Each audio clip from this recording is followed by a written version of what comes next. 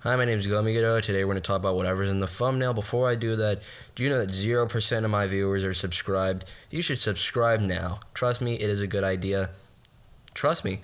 So, a month ago, Master of Puppets was used in Stranger Things, and many Gen Z heard Metallica for the first time. Most of them were a fucking poser, bro. However, many of them committed a crime worse than Poserism. they canceled Metallica.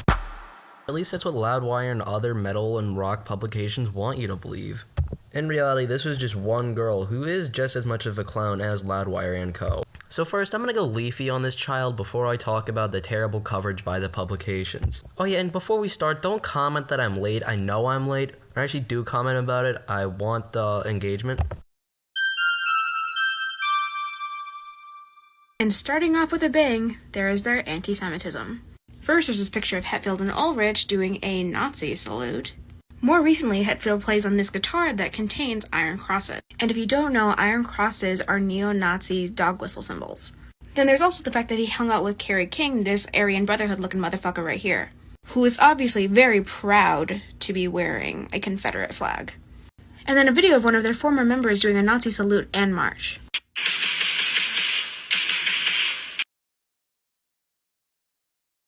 Alright, first of all, be honest, how much did Dave Mustaine pay you to say this? And no, the Iron Cross is not a Nazi symbol. It is a symbol still used in the German military, a country trying as hard as possible to remove itself from the fascism of the past.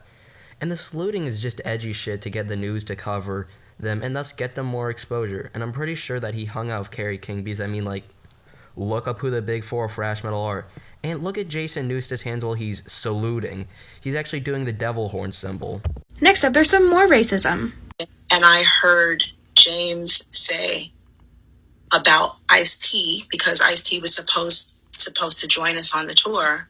He said, I don't want to share my stage with a N-word. And that story's even corroborated by Axl Rose himself. Before the show ended, though, Rose got in a few verbal licks at GNR's one-time tour mates Metallica, especially lead singer James Hetfield, whom Rose called a racist. Apparently because Axl blames Hetfield for keeping Ice-T and Body Count off last year's GNR Metallica tour.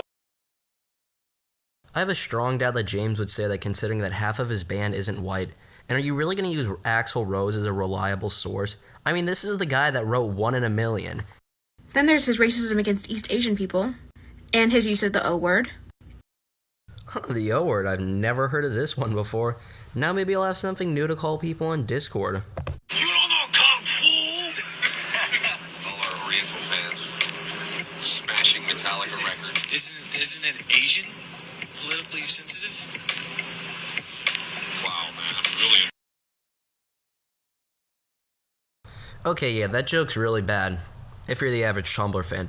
Also, like, wait until you see any other big-time comedian. They all make jokes like that, or at least most of them do. The good ones, you know? Also, I'm really disappointed. That word was lame. How am I supposed to offend anyone on Discord with that? Then there was this statement that he was praised for speaking out against racism, even though at the beginning of it they talk about how they don't care who you voted for, as if Trump supporters weren't supporting racist policies. If you care enough about racism to denounce it, then you should probably care about who people are voting for, because those people influence policies that are racist. Damn, even the PC things they do are bad. Also, most people vote Republican for lower taxes and don't care about politics.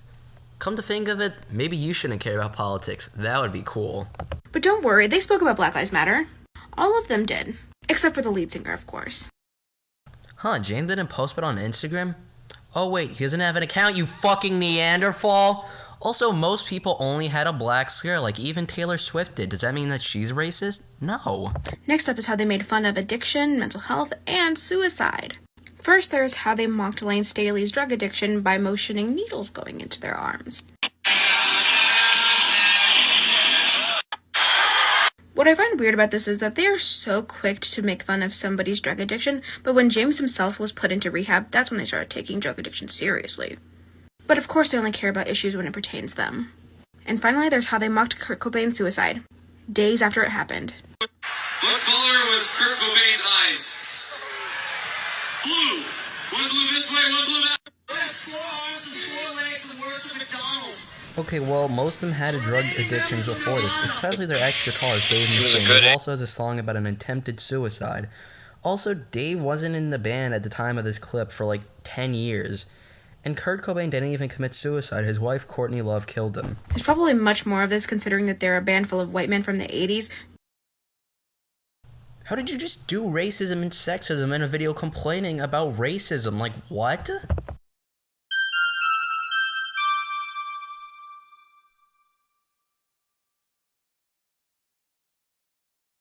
If I gotta be honest, I'm a little bit less excited to this segment since it doesn't involve bullying children. But anyway, let's talk about the mental retardation at Loudwire. So looking at this quote, they say, listeners responded with regret for the recent Metallica purchase. Now, the original post is deleted, so you can't look at it, but there was nobody saying this at all, and I don't know where they got this from. And then in this segment, they say, but another seemed to counter in support of True Blood's take. Well, let's see what his counter was. Quote, Metallica fans are proving they're racist LMAO. And yeah, they chose a tweet with 17 likes, and the replies are just people clowning on him. Like, I'm sure there was no other post that could have had a good point that might have been semi-hard to argue. In conclusion, Loudwire is garbage, so nothing new on that front, but also, no, Gen Z is not trying to cancel Metallica.